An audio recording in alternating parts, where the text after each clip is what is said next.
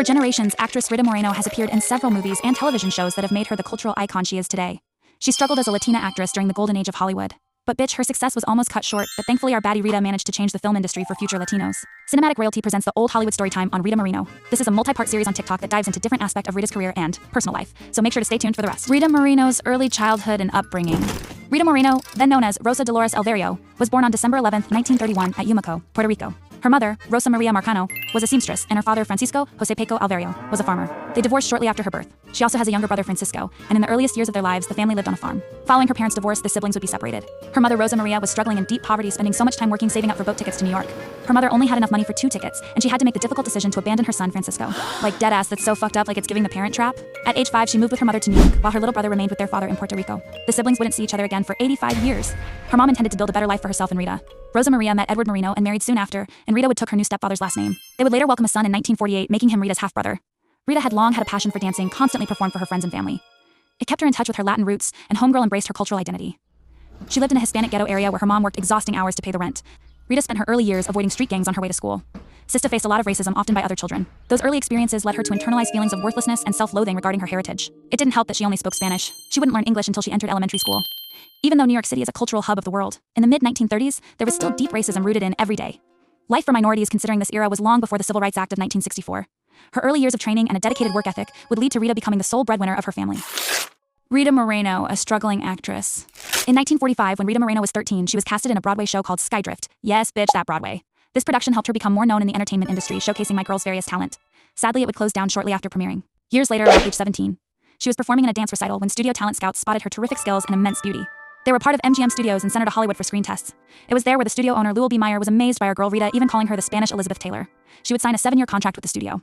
Despite her birth name being Rosa Dolores Alvino, the studios were hella against it and encouraged her to drop it for her stage name. There were many alternative names, even at one point told her to go by Rosita, but Sista decided to go by Rita Moreno. Shortly after arriving to Hollywood, Rita would experience sexual harassment by her own agent.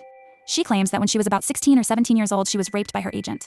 She had so much shame, especially when she still continued to work with him since she had no other connections to the film industry. She was just sitting on a couch when he came in with a lot of force assaulting her. It was extremely traumatizing for her, but she had the huge burden of being the main provider of her family, which made her feel like she had no choice but to continue working with her abuser. She was silent about it because she was terrified that at that specific time she was considered a nobody and, speaking up would forever tarnish any chances of a potential career in film. In the early 1950s, she would transition into adult roles, but Hollywood almost exclusively casted her in stereotypical ethnic or exotic roles, such as the Island Girl or Mexican Spitfire. During this time, any person of color would immediately have a very little chance of playing valuable roles, and instead play stereotypical degrading roles. And bitch deadass, you couldn't be picky considering the studios gave you penalties for rejecting projects. So many actors of color had to take humiliating roles to simply have a career in show business. Rita Moreno's rise to fame. Under her first 7-year contract with MGM, Moreno was frequently cast as a generic ethnic girl in musicals such as The Toast of New Orleans and Pagan Love Song. She played many kinds of ethnicities, including Polynesian, Native American, and Egyptian. This helped her develop the universal ethnic accent that today would be very offensive, since they were usually only for characters depicted as illiterate or immoral. But soon things would change when she was casted in a small role in the movie musical 1952's Singing in the Rain. At 20 years old, homegirl was casted in the minor role Zelda Zanders. Her character was a silent screen starlet who would be known as the Zip Girl. This role was very significant to Rita, considering this is a huge Hollywood film backed by the biggest studios in entertainment. For the first time, she was not casted in a stereotypical or degrading ethnic roles, giving her creative freedom. Here we sure do love a bad bitch. You bet Hot Patch, Jay Comfort and Spencer III, that well-known eligible bachelor. Zelda's had so much unhappiness. I hope this time it's really love. And here comes the... The film star Gene Kelly was the one who believed in Rita's acting capabilities and pushed the studio to see her as a real actor rather than just an ethnicity. Despite her very limited screen time, Moreno left a lasting impression. Even though her career rising, she would still struggle to find meaningful roles, often being cast in small, insignificant parts. This would continue through the decade, but our bad bitch didn't give up. All that hard work and dedication would soon pay off. Our queen would work steadily, but her life and career changed when she was casted as Anita in 1961's West Side Story. This was the film adaptation from the successful Broadway musical from 1957. They didn't use the original Broadway actors, but instead casted new and established Hollywood actors like Natalie Wood. This was big considering it's a film about Latinos, specifically Puerto Ricans, which hit close to home for Moreno. Rita Moreno and West Side Story. In that era, this was a modern interpretation of Shakespeare's Romeo and Juliet based in New York City during the late 1950s. In the film, the rivalry is between the Jets and the Sharks. The Jets are the white Caucasian teens, while their rivals, the Shark, are the Puerto Rican teens who are immigrants. The story follows Tony and Maria navigating their whirlwind romance in a world where everyone is picking them apart. Tony is part of the Jets, while Maria's older, overprotective brother Bernardo is part of the Sharks. Rita also loved that they were going to cast actual Latino actors, considering Moreno is actually Puerto Rican. She was absolutely thrilled to get the part after a tough audition process. Anita was the only role she ever played that portrayed Latinos in a truly dignified and positive manner. Despite being a trained professional dancer, our homegirl Rita worked harder than anyone else. Famously, Sista continued to rehearse dance steps during 10-minute breaks, while the other in the cast rested. Filming the scene where Anita is nearly raped by the Jets triggered Rita's own memories of her sexual assault. She broke down in hysterical sobs, which forced the production to call an early lunch so she could recover. Anita was the only role my girl ever played that portrayed Latinos in a truly dignified way and in a positive manner. And bitch, she was really fucking excited to be on this project. But just because this was a somewhat progressive film of that time, it didn't mean Hollywood studios and executives agreed. Our baddie would face racism and sexism once again by some members of the crew, but homegirl still was determined to not let that behavior ruin this prestigious role. And babes, she almost dipped as the film originally had over-the-top offensive lyrics in America that called Puerto Rico an ugly island. Our baddie only stayed after Stephen Sondheim revised the lyrics. Ooh, we sure do love an ally. But another issue was the film revolving around a Puerto Rican community, yet there's only one Hispanic actor in the film, which was Rita Moreno herself. And my girl was fully Puerto Rican, but studios insisted all the actors who were cast as the sharks had to do brownface. Rita shared her beef with how others in society believe all Latinos are fully brown, when in reality we're in a spectrum of shades. Rita is considered a light-skinned Latina, but even she had to wear dark makeup because the producers thought it wouldn't be believable. Despite all this, Anita was still her favorite role to play, making her appreciate the depths her character had. The film brought genuine international recognition for the young cast. Rita was critically acclaimed, and as she should be. On April 1962, our certified baddie Rita made history by becoming the first Latina to win the Academy Award for Best Supporting Actress for her role in West Side Story. And bitch, this deadass was a historical win for the Latino community, cementing Rita Moreno's legacy for decades to come. Anita was the first time Rita wasn't playing a flat stereotypical character, but instead someone who's passionately confident, but also vulnerably damaged, making the audience empathize with the character and flaws. Now, my homegirl Rita didn't want to go back to stereotypical flat roles with no profoundness. The baddie was really committed to only taking serious roles, similarly like Anita. Homegirl really said bet, but sadly Hollywood wasn't ready for her demands as they thought she was doing the most for even demanding it. God forbid a woman ask for something. Sadly, after she won her historic Oscar, our girl Rita wouldn't make another film for 7 motherfucking years as they wanted to continue her typecast. Rita Moreno's rise to television stardom. After her historic Oscar-winning role in West Side Story, she promised herself to do in-depth roles like similarly to Anita. However, film casting agents weren't sliding into her DMS 1960s style. So our bad bitch Rita instead transitioned to television. And bitch, that meant it was a huge downgrade for movie stars at that time, as television was presented as your last-ditch effort to save your failing acting career. In the 1970s, she's casted in the PBS children educational show The Electric Company. This helped introduce Rita Moreno to a whole new generation, cementing her legacy in pop culture.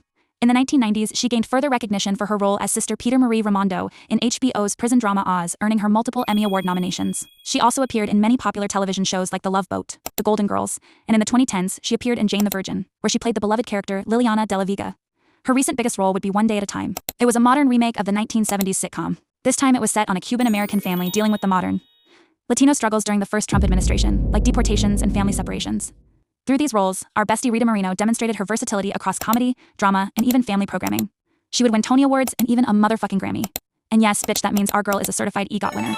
That helped cement her legacy as one of the most accomplished performers in television history for generations to come. The romance between Rita Moreno and Marlon Brando. In the early 50s, a 22-year-old Rita Moreno would meet her generation's most talented and handsome actor, Marlon Brando. And bitch homegirl was like gagged at his aura, and he took notice. Mind you, he was 30 years old and bro is dripping in Riz. And y'all, Brando was a whore, like bro is more used up like a gas station bathroom, like dude was freaky. He was also openly bisexual, which at the time was so controversial and somewhat illegal. He didn't discriminate as he slept with men and women. He was a certified movie star while homegirl was rising to hella fame. They began a relationship and sadly, it was more of a toxic situationship. Like Brando was not only cheating on her constantly, but also was very controlling and jealous. Then why the fuck he's cheating if he's a jealous type? Like, swear to God, cheaters are freaking shameless. He would randomly disappear on Rita to pursue other women, which was heartbreaking to our homegirl. She was being hella disrespected and played on, but she didn't end their relationship as she was still deeply in love with him. Sister wanted true commitment, but he never gave it to her, but he sure went on to marry 2 women during the long span of his relationship to Rita. And bitch, our diva still didn't end it, but Brando constantly broke up, then reappear weeks later to reconcile. This would go on for 8 motherfucking years. In one instance, our girl found another woman's lingerie at Marlon's house. They had a huge fight and Rita deadass wanted revenge. Thankfully, the opportunity came up when Elvis Presley's manger called her up for a date with the singer. And yes, bitch, it's that Elvis, the king of fucking rock, like he's the opposite of Brando. And Rita fucked him. And y'all, Marlon was hella furious as bro wanted to catch them hands, but he aggressively threw furniture to the wall like it's giving toxic masculinity, but okay. Meanwhile, our queen was shamelessly cracking the fuck up.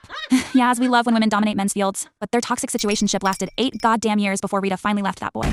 However, there was a traumatic moment for her as she became pregnant with his Marlon's baby and homegirl was so happy. Especially since she thought that now Brando might actually want to commit to her and become the family she longed for. But homeboy deadass wanted none of that, as Beret wanted her to cancel their collab ASAP. Brando didn't mind impregnating other women, but suddenly with Rita he did. Bro even got her to the clinic. Oh wait, not a clinic, but instead his buddy. As in that time abortion was criminalized, so this was a back alley abortion.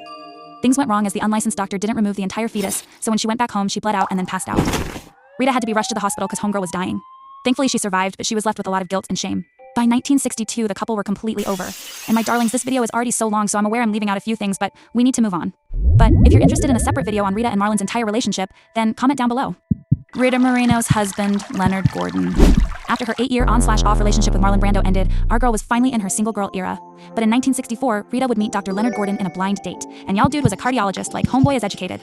But as you can see, he is not a famous person whatsoever, and instead is a private citizen, so not much is known about the couple as they had always been extremely private. The couple married the following year in 65 and bitch my queen devoured. The couple welcomed their only child, Fernanda Louisa Gordon, in 1967, cementing their little family. As years went by, Leonard retired as a physician and instead began managing his wife's career, and bro was standing in business. Rita has said he was a bit controlling in every aspect, but he was the one who knew how to manage their life and stability in which she lacked. Rita revealed that the two had an unspoken deal where she relied on him as a father figure to take care of her, a dynamic that ultimately made her unhappy and caused tension in their marriage. Ugh, Jesus Lord, that sounds so icky. Leonard continued to be very controlling, but Rita stayed with him solely to not break up the family for her daughter's sake. The couple remained married for 45 years until his death in 2010. Rita has since then been outspoken about her experiences with her late husband. And my darlings, that's it for today's episode of the Old Hollywood Storytime on the iconic Rita Moreno. And bitch, I know there's a lot I left out, especially about her passionate 8-year-long affair. But feel free to comment below which Old Hollywood star you want to see next in a deep dive.